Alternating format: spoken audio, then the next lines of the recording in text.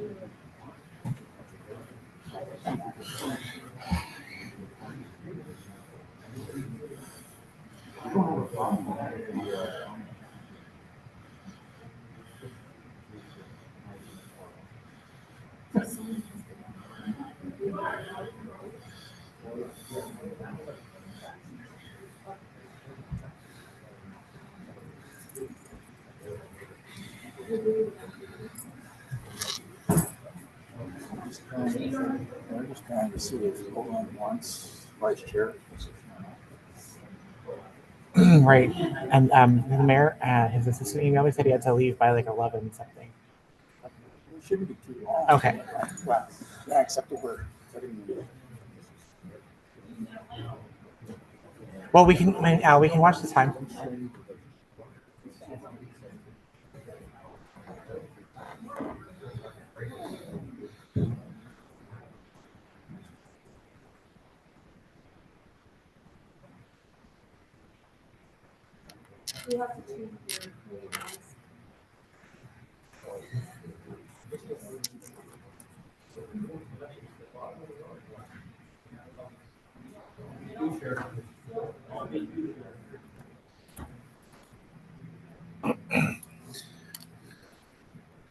Well, I can just change the names. That's fine. Okay.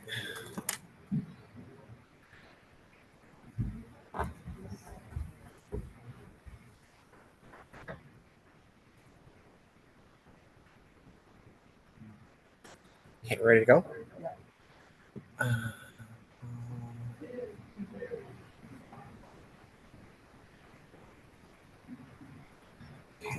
I'm trying to get the video to change to you. Why won't it?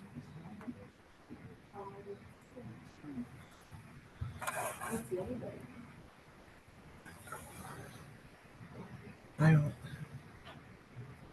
Hold on, Al. Why isn't this?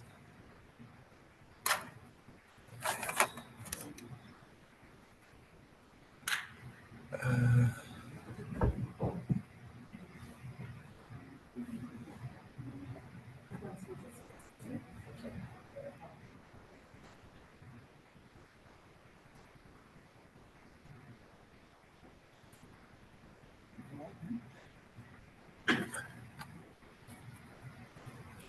testing, testing.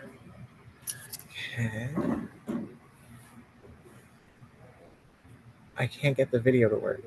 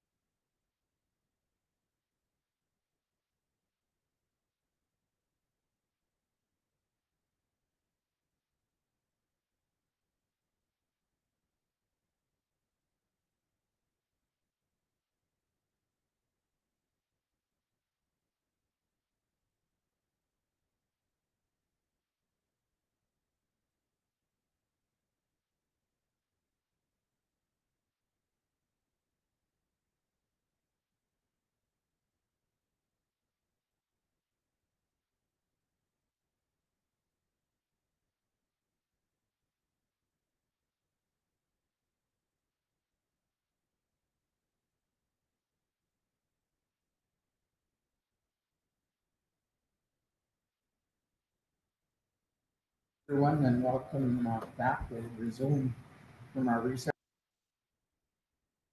meetings this morning, January 22nd, 10:20 a.m. Um, Matthew, can you do a roll call, please? Yes.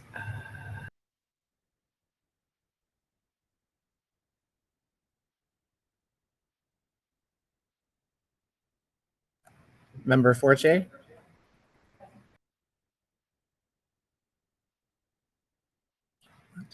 Are there any declarations of?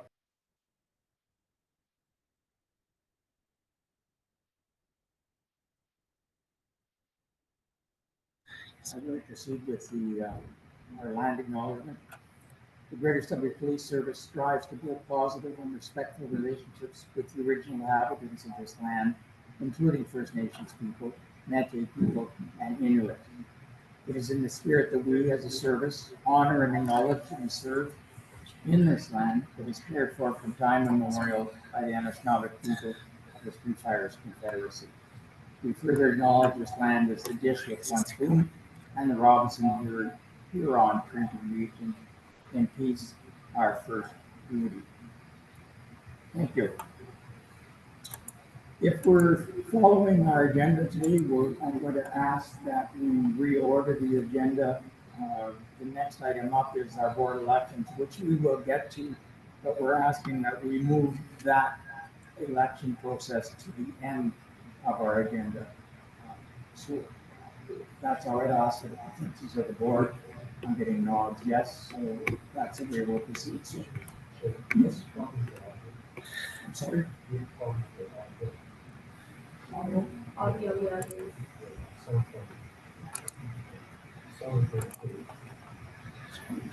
know I'm trying to figure it out. Test, test. Oh, I know.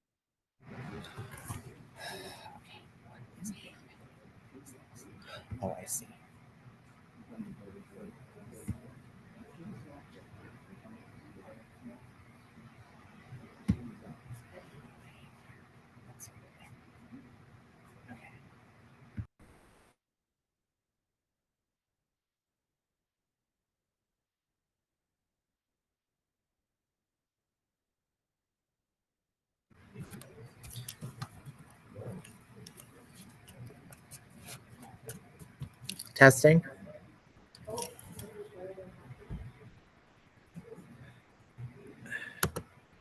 There. Try again. Sure. Test, test. Nothing. Nothing.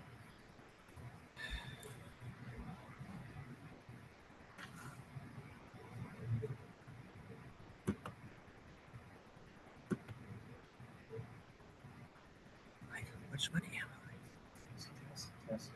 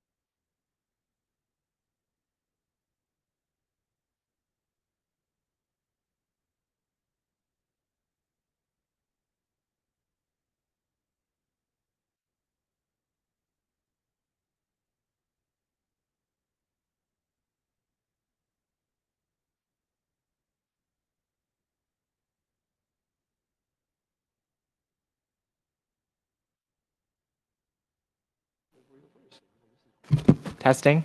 Okay. We get to go. Test, test. Okay.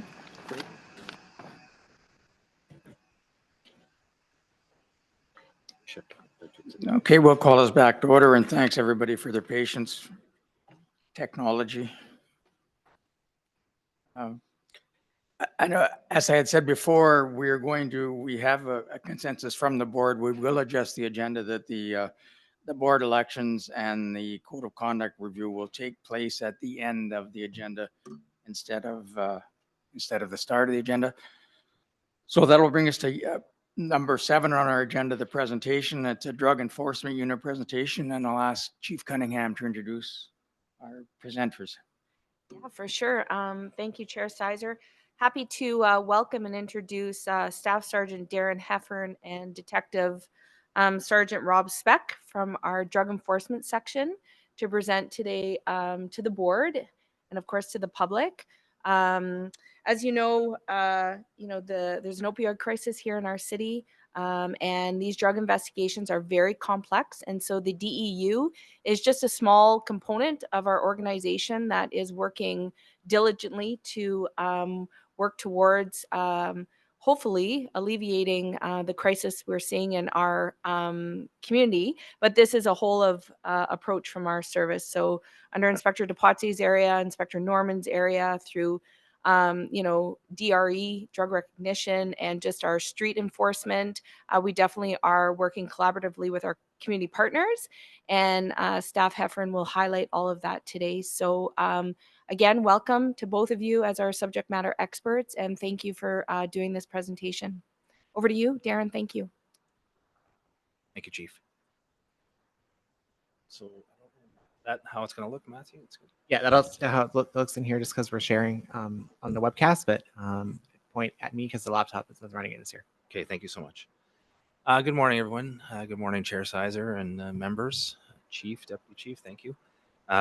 So as the Chief mentioned, my name's Darren Heffern. I'm the Detective Staff Sergeant in charge of our Integrated Crime Team, which is a part of our Criminal Investigations Division. Our side of the house, we deal mostly with covert operations.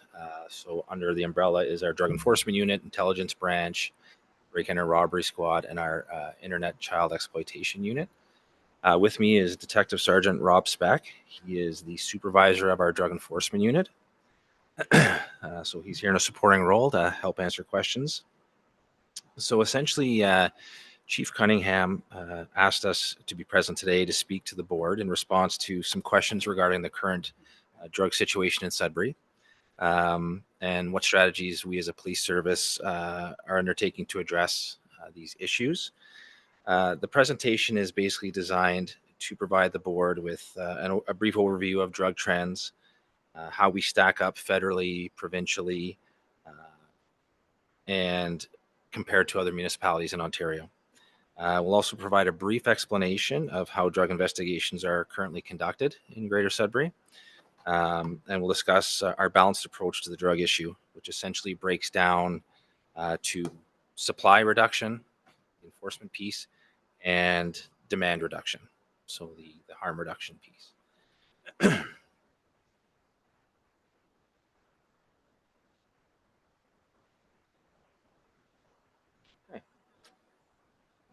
So what is the current drug situation in Sudbury? So based on our experience, Sudbury has a very diverse drug culture. In our time as police officers, we've seen numerous trends. We've witnessed the decriminalization of cannabis. We've witnessed the oxycodone crisis and the normalization of drug use, just to name a few things. In today's presentation, we're going to focus on current trends. Cocaine and fentanyl are the most prevalent illicit drugs in our community. We're seizing them on a regular basis. We also do see crack cocaine, crystal methamphetamine, and prescription medication. However, I think everybody knows that the drug that causes the most harm is fentanyl. Most people that die from a drug overdose in Sudbury have used fentanyl. Just coming. Matthew, this slide.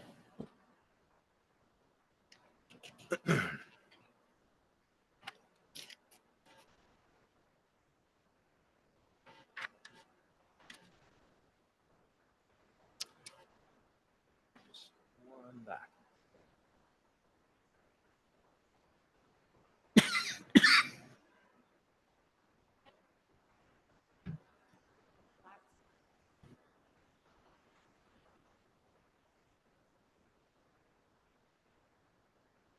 Is it on the slide you want? Yes, it is. So this next slide just captures some numbers. So essentially, it says in 2024, the Drug Enforcement Unit seized approximately 3 kilograms of cocaine, about a half a kilogram of crystal meth, 3/4 of a kilogram of fentanyl, numerous methamphetamine tablets, and prescription pills. We've also provided stats from our uniform patrol division that have numbers, including 3 kilograms of cocaine, and the numbers are on the slide there. So almost a kilogram of crystal meth, uh, almost a kilogram and a half of fentanyl, and in the thousands as far as methamphetamine tablets and prescription pills. Fentanyl is kind of our focus today because that's kind of the majority of the issues surrounding our community, and overdoses are related to fentanyl. It's a synthetic opioid used for pain relief. It's highly addictive. It's said that fentanyl is 100 times more potent than morphine and 50 times more potent than heroin. The physical effects of fentanyl is that it slows breathing and heart rate and can cause death. So it affects the respiratory and circulatory systems. We've noticed that the price of fentanyl has dropped significantly in the last year or two. And we've also noticed that the potency has dropped somewhat in the last year or two. We're going to talk about the opioid-related deaths and some reasons why there's actually been a slight reduction in them. Common street names for fentanyl are Down, Fetty, Color. On one of the slides, it has some photographs of drugs, and it identifies, purple fentanyl, green fentanyl. Really, all that is a marketing thing. There's no difference in the substance. Drug dealers will, put food coloring in just to say, that's my brand. I have the green fentanyl or whatever. So it can be misleading, but that's the reason that those pictures are there.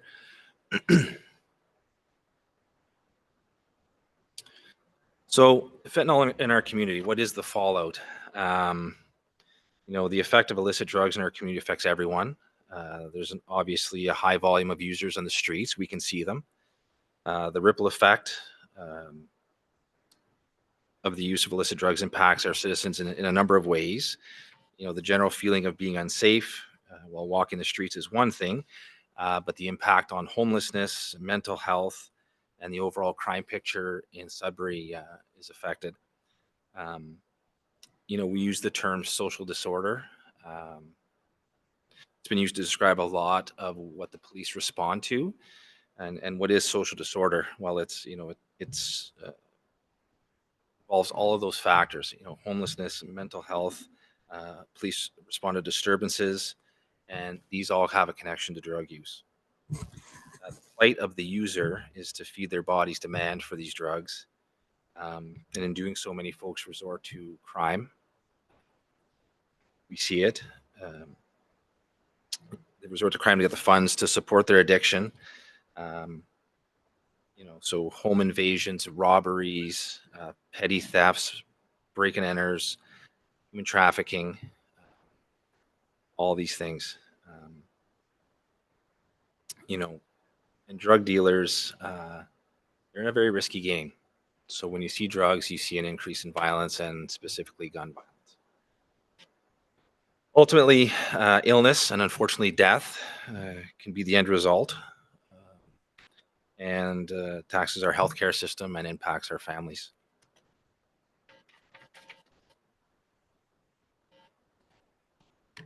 On this slide, we've tried to capture sort of how we compare. So for your packages on the left side, there's a map of Canada. It represents the total opioid deaths in the country from January to June of 2024. The thing about statistics is that they can be, unreliable sometimes. We count on public health, police services to report these statistics in a consistent manner, which doesn't always happen. Each province reports differently, and quite often we're not getting last year's stats until sometime this spring, sort of thing. So this was the best way we thought we could capture it. One of the startling numbers is that in Canada last year there was almost 4,000 opioid-related deaths. If you look at the numbers specifically, Ontario has the most opioid-related deaths, followed by British Columbia. However, due to population, British Columbia has the highest per capita. If you look in the top corner, there's some numbers for Ontario. These are specifically opioid deaths, and the trend sort of spiked in 2020 and 2021 with a slight reduction in 22 and 23. And we know locally that in 2024, those opioid deaths have reduced even more.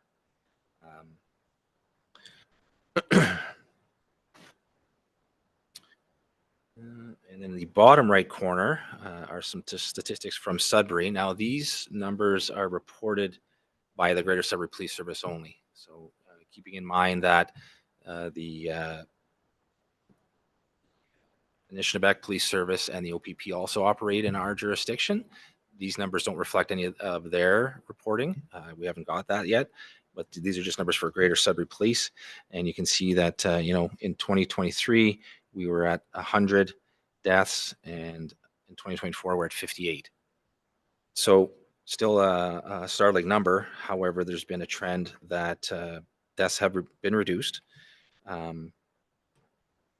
We see this slight decrease, and we attribute it to focused enforcement, education, and social programming, along with a decline in the potency of fentanyl, and that's due to local manufacturing. So in recent years, fentanyl is being manufactured in Canada using cutting agents, and that has brought the overall potency down somewhat, and so we're seeing fewer deaths.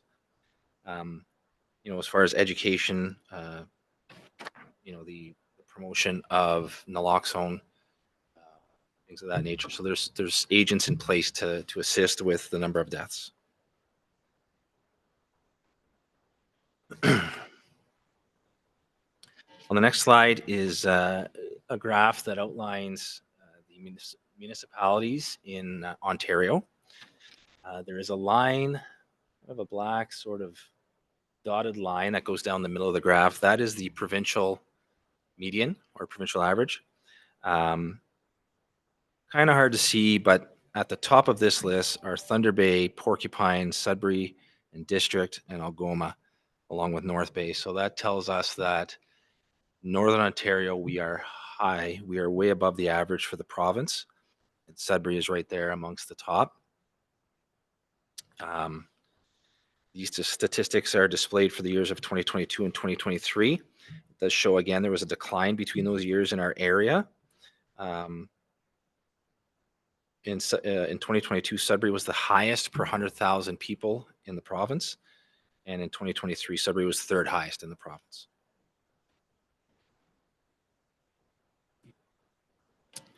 So those are the problems. Those are the trends, and that is the problem.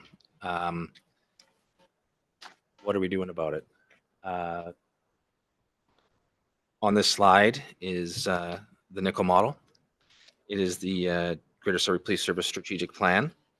The drug enforcement unit that Rob and I are part of several integrated systems that work together from all angles to create solutions regarding the interruption of the supply of the drugs, while also focusing on demand reduction. So essentially, our specialty, our level of expertise comes in drug enforcement, but we're aware that within the service, we're tackling this from a number of angles, including ourselves. Not only do our detectives do investigations, we do take part in education, community partnerships, to contribute to that angular response. So it starts with community mobilization and crime prevention, engaging our community partners to increase community safety.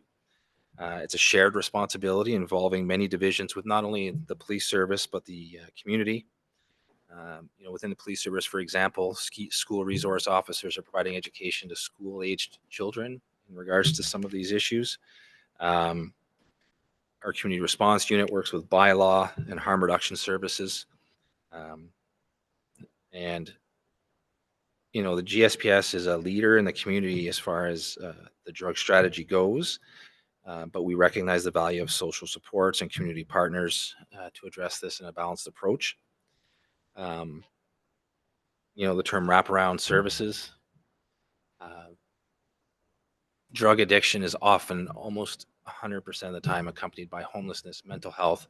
So, providing people with wraparound services regarding housing, medical care, financial aid, all of these things. It's a community problem and it warrants a community response.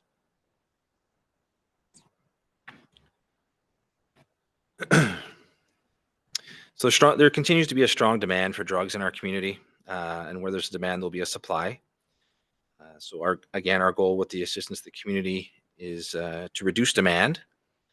We're aware that recent public surveys suggest that mental health and addiction are at the forefront of our community's collective concerns. While attempting to reduce demand, as mentioned, we focus on interrupting and targeting the supply of drugs to our community. So I'm going to give you a bit of a breakdown on the Drug Enforcement Unit. Detective Sergeant Speck is the supervisor. Again, I oversee his team and some others. We have a dedicated team of investigators that specialize in illicit drug trafficking investigations. These investigations are generally initiated through intelligence. So as opposed to your sort of patrol officer or some other areas of our police service, it's not a reactive thing. We're not getting sent to a call. These investigations are initiated by the officers through confidential informants, Crime Stoppers, police observations. Then they tend to be complex investigations. We're dealing with a group of criminals that are sophisticated, well-funded.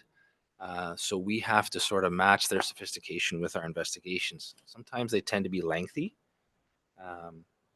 incorporating a variety of police techniques and investigative techniques. Due to this complexity, we find ourselves often in joint forces operations with the OPP or other municipal police services. Drug dealers know no boundaries. They don't know borders. They operate where the demand is. So we're seeing a lot of, transient criminals from Southern Ontario coming our way to peddle their wares. And therefore, we have to have these partnerships with other police services so that we can, effectively address the problem. We are, however, looking at reintroduction of some street level investigations as well.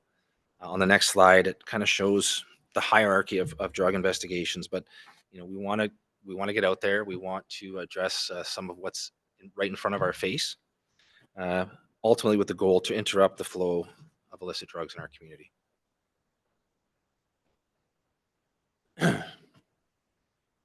So from an enforcement perspective, we want to use a balanced approach, and that moves into the harm reduction perspective as well. In this particular diagram, it kind of just shows the hierarchy. High-level drug dealers to mid-level drug dealers tend to be the responsibility of our Drug Enforcement Unit. So again, interagency, multi-jurisdictional investigations. This is the enforcement and crime suppression piece. Again, complex investigations that require expertise. As we move down to the street level drug dealers, this does fall more onto our patrol operations and community response unit. Often it's more of a reactive investigation. So, you stop somebody for impaired driving and they have drugs on them, or you go to a disturbance, arrest somebody on a warrant, they have drugs on them, stuff like that. So more of a reactive thing. And then when we trickle down to the users, we're aware that there's not an appetite to prosecute drug users in our court system. This is where community supports, our specialized operations section kicks in, surrounding users with support at all angles, as mentioned earlier. As subject matter experts in the Drug Enforcement Unit, not only do we target enforcement, but we do take part in drug awareness presentations in our community. Last year, Rob and his team did 12 presentations to community partners and businesses. And most recently, Valet has requested support in some messaging and prevention to their workers. And that's going to be taking place in the next month or so. Rob also has an initiative where some intelligence through Crime Stoppers and tips are being filtered down to our frontline officers so that we're engaging those officers. It creates mentorship opportunities. It also puts that information out there so that we are addressing street level drug activity. And again, we do have some intention to address it in a more focused manner the next month or so.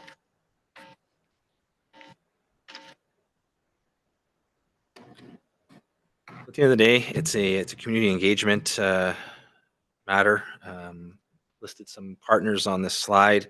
The Greater Sudbury Police Service and the Drug Enforcement Unit continue to foster relationships with our community partners, all in an effort to mitigate the impact of illicit drugs and trafficking. Mitigate the followed on users in the community through enforcement and demand reduction. That's what I have for you. We are open to questions.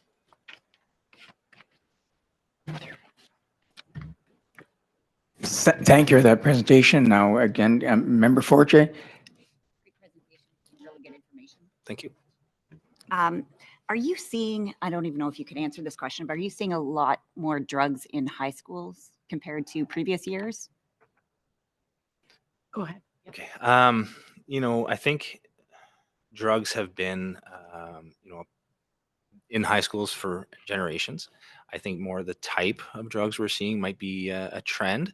I can't speak to it specifically, but just based on general knowledge, I would say not a huge increase in drugs at that age, just, some different trends as far as, back in the day, it was kind of weed and now more of a slide into some synthetic type drugs, but nothing alarming from our perspective. Member Lougheed. Chair, again, Darren, excellent presentation. Thank you. Really good information. Thank you. I guess when you're using terms in the superlative, we're the highest in Ontario. We're the highest with mortality.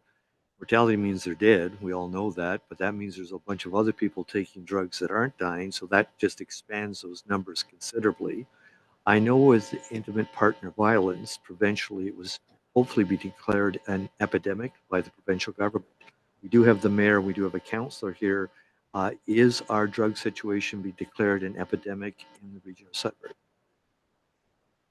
So if you don't mind, through you, Chair Sizer, Vice Chair Lougheed, we talked about that in the beginning, and I think what we didn't highlight, Darren, or maybe you did say it, is the stats up there from Public Health or Public Health District, which is Manitoulin. We know from our partners on Manitoulin Island, UCCM, Wikwemikong, they're seeing a huge influx of, again, illegal drugs coming into their jurisdiction. And we know there's a crisis. Public Health has declared that there's an opioid crisis. So, happy again to say that it is an epidemic, but we know this across the province. And again, I say this, we're just one piece of the puzzle, right? And we continue to work. And as you indicated, the mayor sits here and our board chair sits here. We continue to work collaboratively through the community drug strategy, with our members at Public Health, with our members at RAZO. We've talked, I believe, 2 board meetings ago, safe injection. It's definitely going to be a all of approach to address this epidemic, this crisis that we're seeing here in our community and seeing here in the north. So, if you're asking that we'd like to declare it, I think we're already there, to be honest. And Darren, by all means, jump in on that if you want to add anything to that. I think you've answered the question as well as I would have. Chair, no, that is my point, Chief. Have we declared it? No. Okay. You have a mayor and you have the councillor here. The reason for the declaration is regarding resources. We know the problem, but if you declare the emergency, then mayor and council can go to other funders provincially and federally and say, we've declared an emergency in our community and we need more resources. And I guess that then comes back to what type of resources do we need? And that's a different question, I think, than your presentation today, Darren. But having said that, those are scary numbers. And I guess the question becomes, are they manufacturing? I am old and decrepit, and I've been on this board before, Darren. And I remember about the patches when North Bay were telling the pharmacies that if you gave out a patch, you had to get back a patch because the drug dealers were cutting the patches into strips and selling them, and there was enough drugs in there to kill an elephant, and that was like 10 years ago. So I'm not trying to have any privy to confidential information, but I guess the question is, have we got a better strategy to somehow shutting the production down as opposed not just to the distribution? You know, the strategy from our perspective is more disrupting the transportation, supply, the supply itself. As far as manufacturing goes, these are clandestine operations. Uh, we're not aware of any synthetic operations in our area, if that's part of the question. Until most recently, manufacturing of synthetic opioids was offshore. Only recently have we noticed a trend that it's happening in Canada, which again has contributed to cost reduction for the user, somewhat of a potency reduction in some areas, but as far as anything locally, we're not noticing that. Chair, last question, Darren. Kind of same church, different pew to Chris's question. Not so much schools, but workplaces. Anecdotally, I hear that there's workplaces where perhaps underground to cafeterias, perhaps people that are just infiltrating the workplace and saying, do you want to buy some cocaine? So is there an increase within the workplace of the trafficking of drugs? I can't say that there's an increase, but I can say that there's been an increase in reporting or discovering, if that makes sense. So I don't know what's been there historically, but I can say that most recently there has been examples of drugs being used and trafficked in workplaces. I mentioned in the presentation that Valley has reached out to Rob to do an awareness and information presentation, and that is for workers. I don't think I'm out of line to say that it's the result of having an opioid death in one of their facilities. So they are now taking steps as a private business, for demand reduction information. They're doing that. So I guess the short answer is I don't know if there's an increase, but there's definitely been an increase, as far as we know, in either reporting or discovery of it. So for my own edification, Chair, do you have jurisdiction? Let's not use names. Let's not call Valley or Glencore or anybody else, but do you have jurisdiction if somebody has a mining property or any kind of property, construction property, whatever, and that the drug dealer is on their property selling drugs? Do you have the authority to go into those lunchrooms and to those cafeterias and do a raid or whatever? I'm not using any names and not asking if you've done it. I just want to know if you have the jurisdiction to be able to do that. Yes. Okay. Member Lefebvre. Thank you, Chair. Thank you, Darren, for the presentation. Very informative, and I think there's a lot of more questions that I have. I'm not sure you'll be able to answer. So this is maybe just a comment. So when we look at the provinces and how we compare, right? Obviously, between us and BC, where they're at the top, and certainly when pro rata, BC is higher than us. But when we look at our neighbors on the Quebec side, like they're 3/4 lower than us. It'd be interesting to have data as to why, right? Why they are at 319 deaths and we're at almost 1,300 deaths in our province. What systems did they put in place to obviously to reduce this or to completely avoid this? I'm not sure if you have discussions with your colleagues across the country as you're seeing trends and why in certain areas. We see Northern Ontario. I'd like to see almost Northern Quebec. Is that are there comparables like us as well? So I don't know if you can comment on that, but I just find that stat very interesting to analyze. And if there is an analysis on that, if you can share that with us as to what systems they have in place that maybe we don't have as a province and even as municipalities as well. So we don't have a lot of contact with other police agencies across the country or in Quebec specifically. Like we do have a lot in Ontario. The numbers on the map are not a per capita. It's number of deaths. Population in Quebec is much smaller than Ontario. Yeah, about 2/3 of Ontario. Yeah. That doesn't reflect the numbers that you No, see here. exactly. That's why. So one thing when I was discussing about how stats are kept and made, like on this map, there's two different. So you notice that Quebec has different shading than Ontario. Yep. I'm struggling to read the small print here, but their reporting system was different. So I would say if we were comparing apples to apples, these might not be the exact numbers. Okay, I appreciate Yeah. it. Again, like trying to gather and track stats. Every province reports differently. Yep. We've tried to sort of outline in this graphic.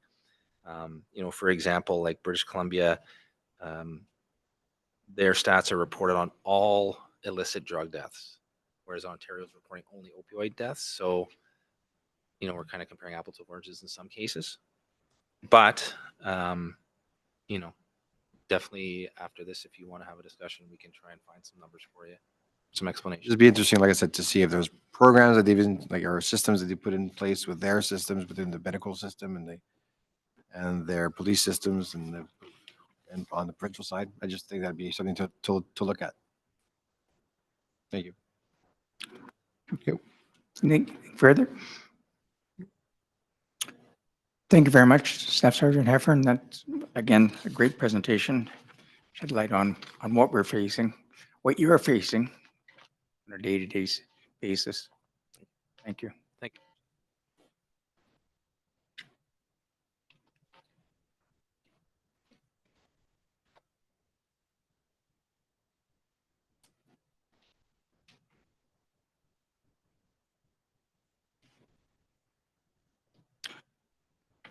Moving on, we go to our consent agenda, and there are a number of items on our consent agenda. Matthew, we have a recommendation. Yes, that the Greater Sudbury Police Service Board receives and or approves consent agenda items 8.1 to 8.8. All those in favor? Opposed? That is carried. And just Chair, before we move on, let's note our matters arising from in camera. Thank you. At today's closed meeting, the board dealt with the following matters, discussing and approving confidential matters pursuant to section 44.2 of the CSPA. And also I forgot to note in our roll call, Chief Cunningham and Deputy Chief Hills, they are both here. Thank you. We can move on to our notes of appreciation. Again, always something I like to highlight. And this meeting, Constable Andrew Peringa and Constable Sean DeRoche for assisting an ill elderly family member. And she votes that for the first time in her life, she felt like she mattered. So thank you to those two constables. Numerous officers from our C platoon and the emergency response unit and forensics, from a local business owner expressing gratitude for their response to a robbery at his business, and how friendly, efficient, and unified they worked in ensuring the ensuing investigation. The last one to Constable John McCrae. I don't know how often we'll see one like this, but despite being advised there were grounds for arrest, a local resident wished to extend his sincere thanks to Constable McCrae for his respect, compassion, and assistance during this encounter. Did we arrest him?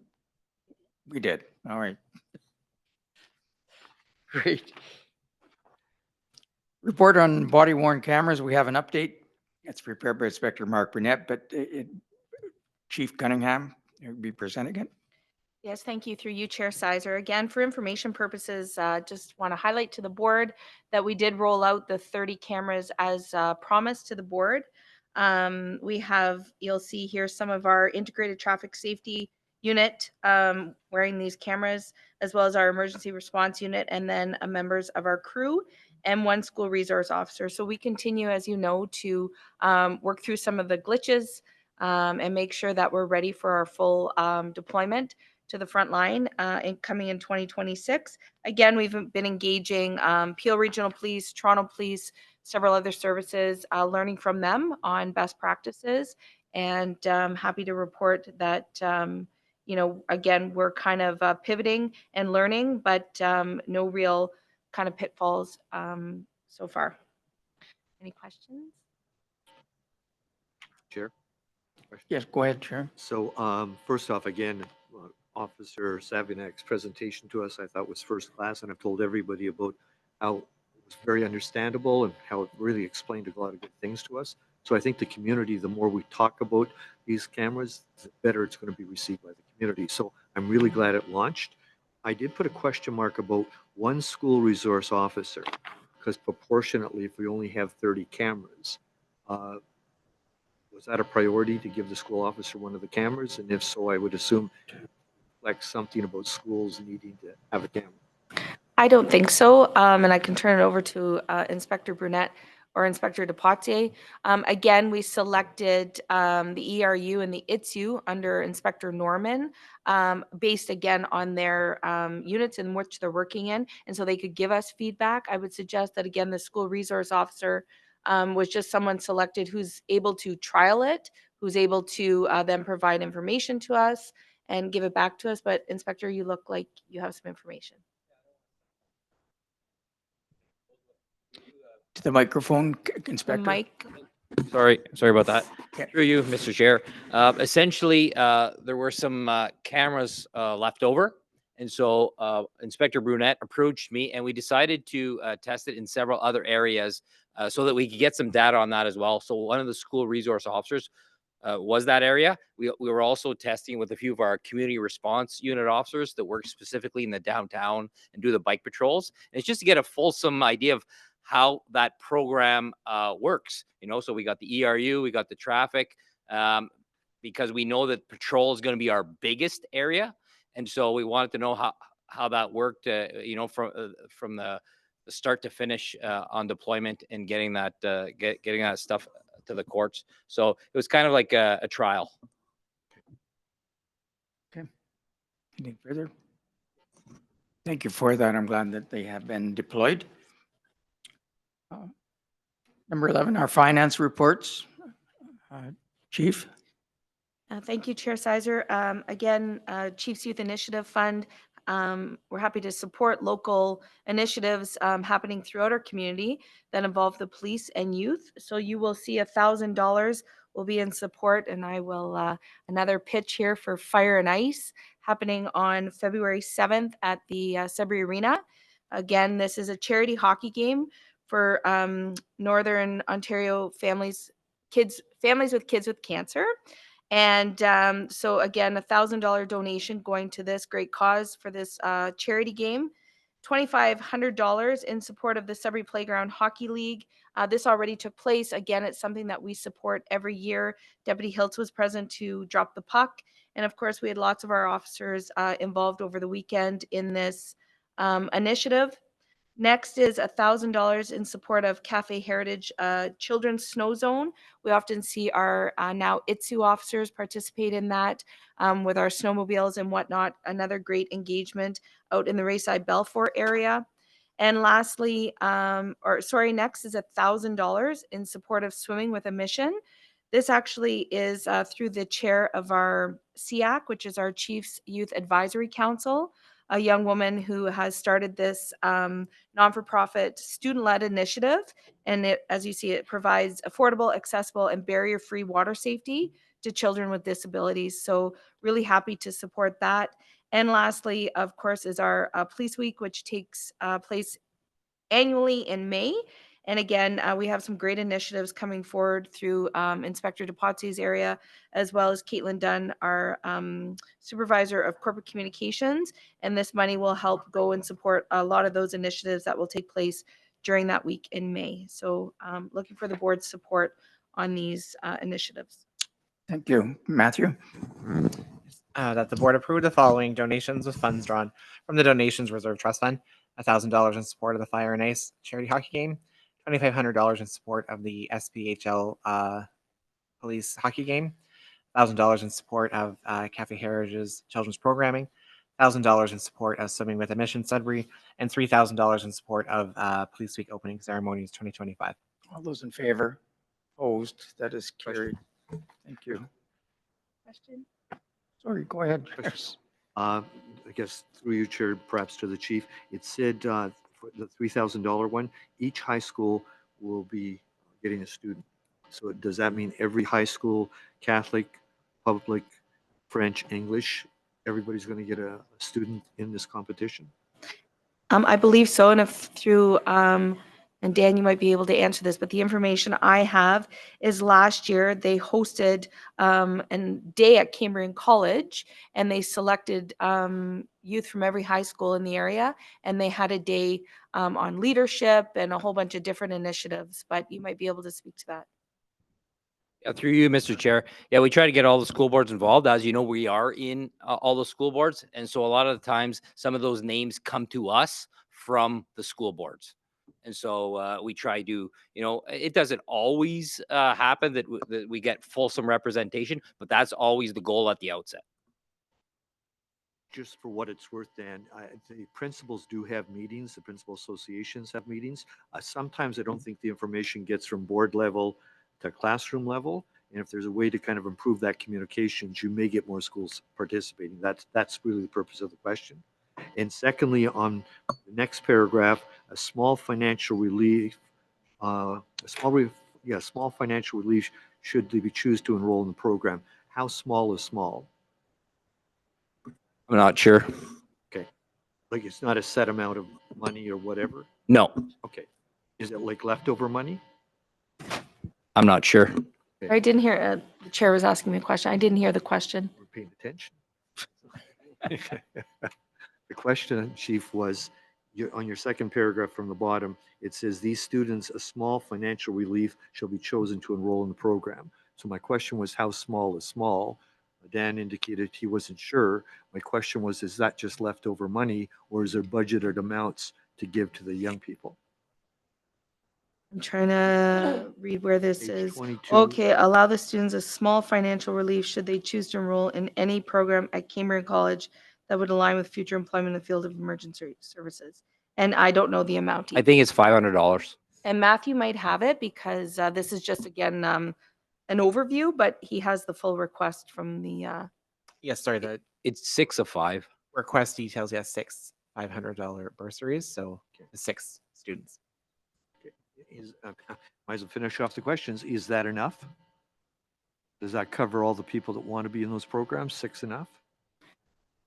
I would suggest no, but again, last year the board supported through our diversity advisory. We did 4 bursaries for the local school boards, again, for youth entering from diverse backgrounds, either law enforcement or emergency services. So again, when we only have so many funds in this Chiefs Youth Initiative, I think we try and break it up. Okay. And so I would suggest 6 students is from that day. I don't know how many come, Dan. Yeah, and I'll just add, this is the first year. So really it is a pilot. So it's the first time we're doing something like this. So we want to see what kind of uptake we get as well. And like everything else, we always look to build into the future. And so we'll see how, use this as a springboard for future years. I respect Dan and to your chair. And as Krista points out, for the winning team. But I guess my thought is we do have a strategy about recruitment. And this to me is kind of the farm team to getting good recruits in the future. So the more people we're giving $500 to, the possible in the future getting more police officers just makes sense to me. But Dan, since it's kind of brand new, why don't we leave it with you and you can get back to us if it works or not. Yeah, and I can give a recommendation next year. And if it's a thought of, upping that, then for sure I'll bring that forward.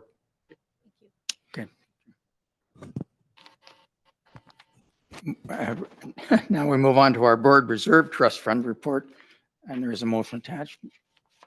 Chief Cunningham. Yes, Chair Sizer, and I'm going to recuse myself from the recommendation of the third one. As you know, I am an honorary lieutenant colonel with the Irish Regiment. However, I will highlight that they are a community partner, and it's outlined there. We have a great working relationship with the Irish Regiment. $2,000 in support of the Joe McDonald Ontario Basketball Tournament. I'm happy to report in 2025, we will see that tournament come back to Greater Sudbury, named after our dear Joe McDonald. So the tournament's coming back here, and again, $2,000 to support that tournament and our team, as well as every year $1,000 in support of the coldest night of the year fundraising walk. And you'll see those monies assist in the Samaritan Center in running those programs, which are so important to our vulnerable population downtown. So a recommendation for the board. Thank you, Chief. And it is there also in our agenda, there is the rationale for the Irish Regiment, the $600 in support of the 110th anniversary, and how they have helped with the Greater Sudbury Police Services in different training opportunities, et cetera. So, yes, Chair. Member Lougheed. Yeah, to the coldest night of the year, do we have a team? Is there officers going to walk in that? No, so we provide, the escort, and our officers are out there. I know Dan's team last year were out on their fat bikes. We're presenting, but we don't have a team walking. Or I we're am- present, but not walking.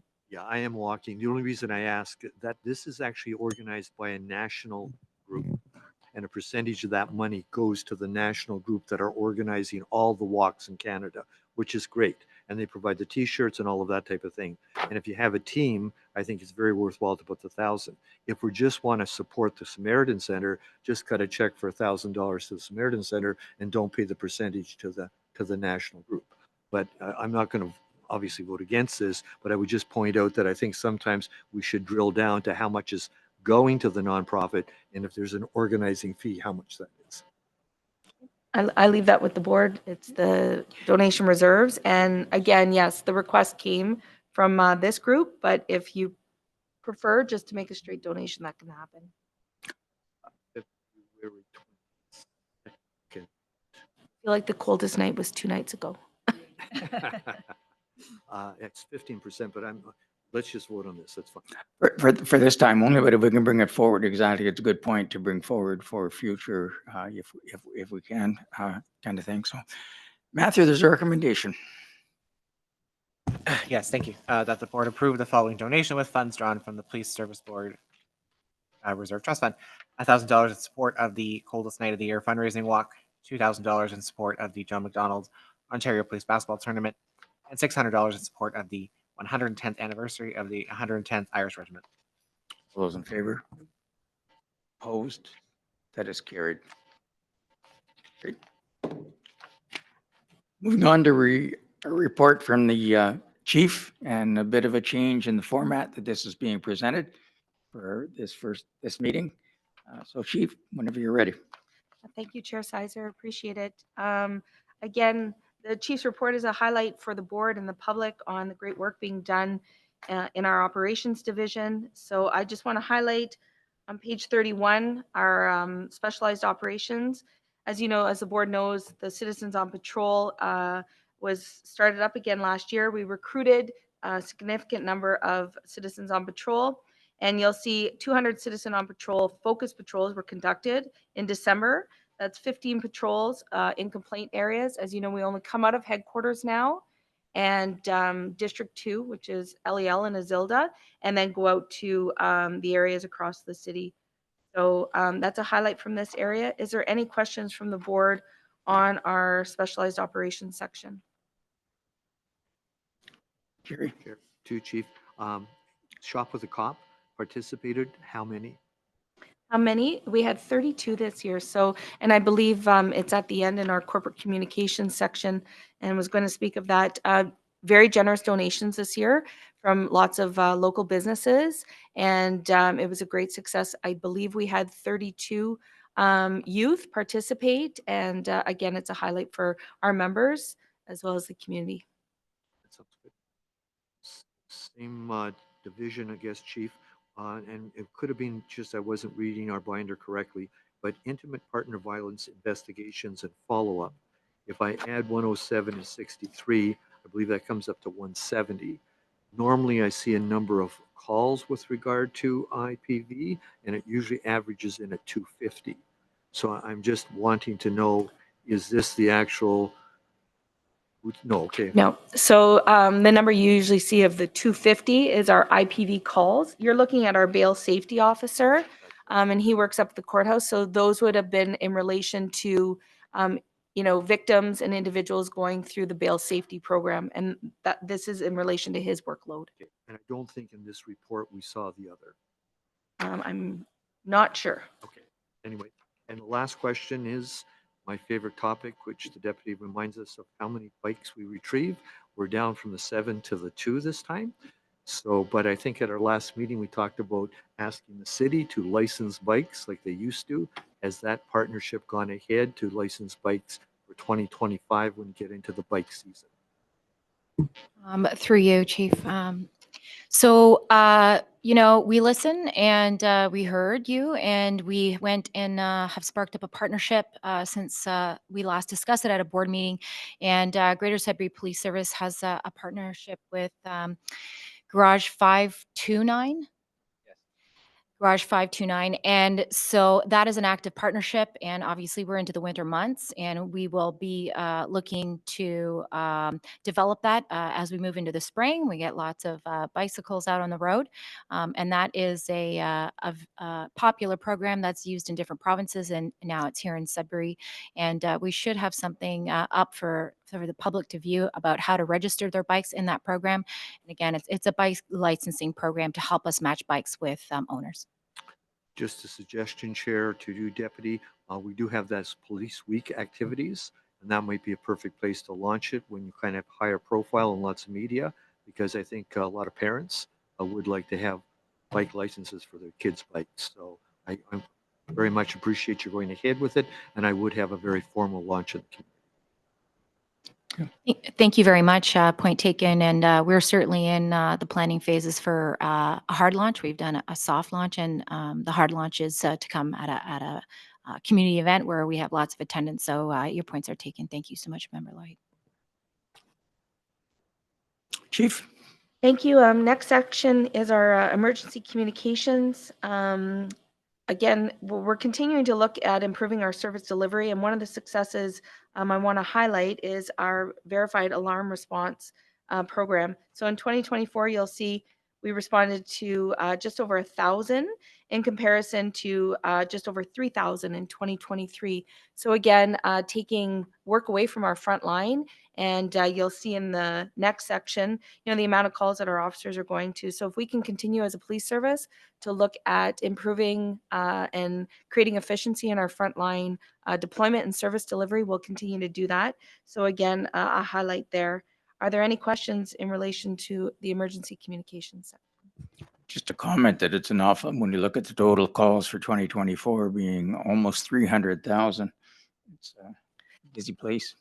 It is a busy place. And so I'll just maybe give some context to that. And Andrea Savage is here today, as well as the deputy. So those are calls that come into our 911 center. So as you know, 911 is police, fire, ambulance. So we may send that call over.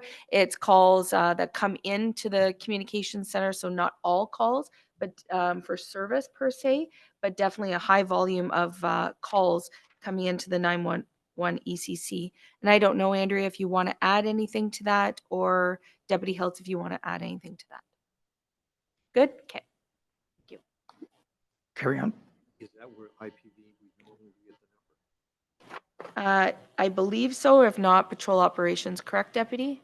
Do we usually report IPV in that section? Yeah, usually we do report it in the patrol I operations. would appreciate it being in the reports. Every month? Okay. Thank you.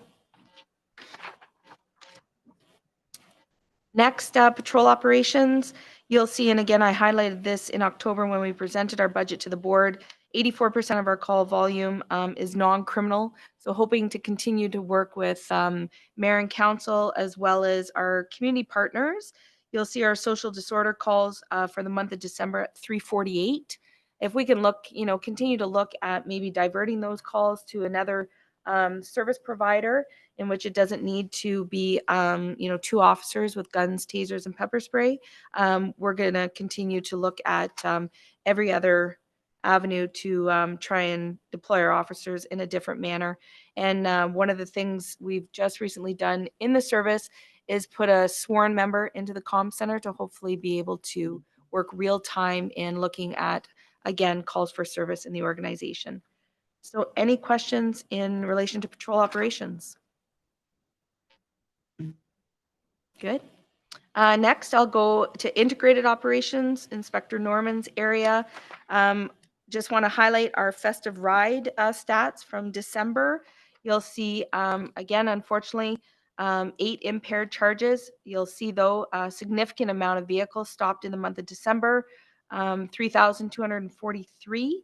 And then if you just continue down below, you'll see that again, our officers were out, luckily, and were able to stop a vehicle that you can see a significant seizure made from that vehicle. There was a firearm, the individual was impaired, a loaded, prohibited, restricted firearm. So again, it's good that our officers were out in that capacity over the month of December. Our ERU section, again, a highly skilled and trained unit. We just heard from Detective Staff Sergeant Heffern that often we're seeing high level drug search warrants as well as weapons calls, and our members are assisting there. And so you'll see some of their call information. And then lastly, just an exciting highlight on page 44, we welcomed not only our newest K9 officer, but our first female K9 officer, which again is very exciting for Constable Larson. It is an extremely difficult, program to be successful in, and many that started the program didn't finish it. But not only did she finish it, but she excelled, and we're happy to see her join the K9 team. Are there any questions for integrated operations? Just a quick question. For the ride programs, are they giving out more mandatory all-call screening tests than before? So I see the mass number is 406, and I don't know, Inspector Norman, is it higher than previously? I can tell you why I'm asking this question. I just know a number of people have come up to me, and they would be going through the ride program, coming home from work, and they wouldn't be asked a question, and they would just be told to pull over and give a breathalyzer or do this test. So are you giving more tests overall, even if there isn't suspicion? Is it just like random now, or? Yes. So with the legislation changes that gave us the authority for the random testing, we're doing it more because, as we know, some people generally may not exhibit indicia of impairment, but may be over the limit. So though that is a strategy that is preventative in nature, that is afforded as an authority through the criminal code that allows us to keep our streets safer. So yes, we are exercising those police rights. I think that's great, and I think that's something the public should know as well. Chair, Chief, I also see on December the 11th, you had, I'm assuming those are drones, you had drone training? I can't hear the question. Drone training? On December the 11th, I see that you had what I'm interpreting as drone training. Is that what it is? CarPass, yes. Okay, so again, back in the day when they used to have those little signs on the side of the road said that this road, an airplane is monitoring it. And of course, there was the 2 marks on the pavement and the airplane's supposed to be keeping track of you. And then you got a speeding ticket.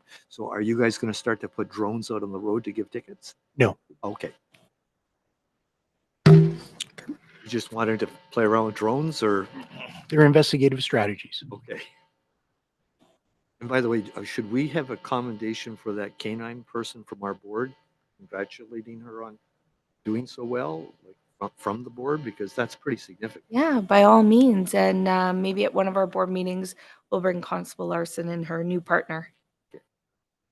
Matthew, I would so move that we would invite her and also have a commendation for her success in the K9 world. You can word it any way you want. Do I have a second? Mayor seconds it. All those in favor? Opposed? That is carried. And lastly, our criminal investigations unit. The work here speaks for itself. If you read through board members, you'll see significant seizures, from our drug enforcement section, as well as our break, enter, and robbery unit. So $100,000 worth of stolen items. Again, significant seizure, $110,000, 769 grams of cocaine, 990 grams of crystal meth. So these units are extremely busy, and you'll see by the report here, there's lots of no shortage of work being done by our criminal investigations unit and our integrated crime section. Any questions in that area? No. And then lastly, again, a highlight for me is highlighting the great community work that our members have done over the last month. You will see that we participated in the Pure Country Diaper Drive. I was lucky enough to participate with member Fortier at A&W. Neither of us are looking for a career change because the drive-through was an extremely busy Friday afternoon, but happy to have done that. And then, as you indicated, Vice Chair Lougheed, you see Shop with a Cop, and in no particular order, some great sponsorships from the Kazina to Anmar, Technica Mining, the Polish Combatants. The list goes on, but just a great day. And it's so nice when lots of us are in the Walmart and the mall, just the community stopping us and saying, like, this is just a significant event, and then our corporate communications sees those messages online. Of course, the return of Constable Nickel, our elf on a shelf during the month of December, spent lots of time, you see highlighted up here in our 911 ECC. And we had our National Ribbon Skirt Day, and you see the GSPS ribbon skirt. And we joined the mayor and Chair Sizer on a very cold day for the Crime Stoppers month. And then, of course, lots of advertising on Fire and Ice. So again, hope to see you all on February 7th. And lastly, January 9th was our Law Enforcement Appreciation Day. And again, we thanked all of our members for everything they do day in and day out. So those are the highlights from our corporate communications. Thank you. All right. We're now back to the the board elections. I am going to vacate the chair, and Board Administrator Matthew Gation will conduct the election process.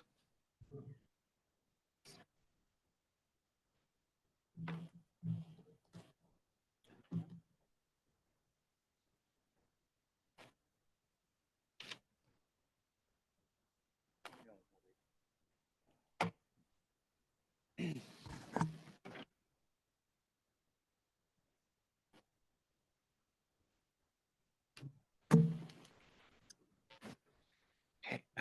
Thank you, Chair Sizer. So as part of our responsibilities under the CSPA and previously the PSA, we have to hold elections once a year to nominate the chair and vice chair. So at this time, I am calling for nominations for chair. Member Fortier. Thank you very much.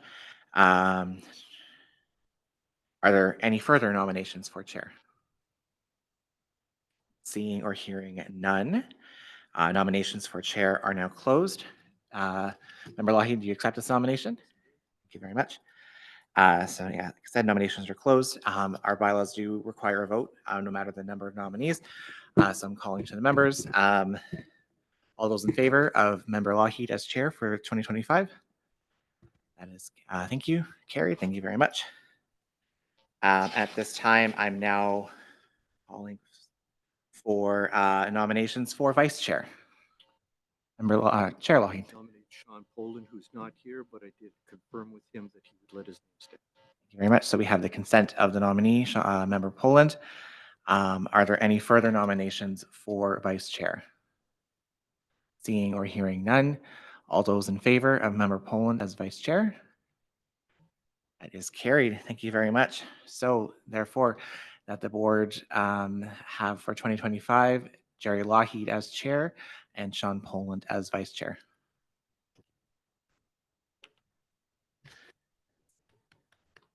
End of that item. Chair Lougheed, you can come. Oh, I'm fine right here, Okay. and my first official motion would be adjournment. I don't think there's anything else for us on the agenda, so thank you for the confidence of the board. I know they have to leave early, and I look forward to continuing the work that Al has done to making this one of the best boards in Ontario. So I think we're adjourned, Matthew. Thank you.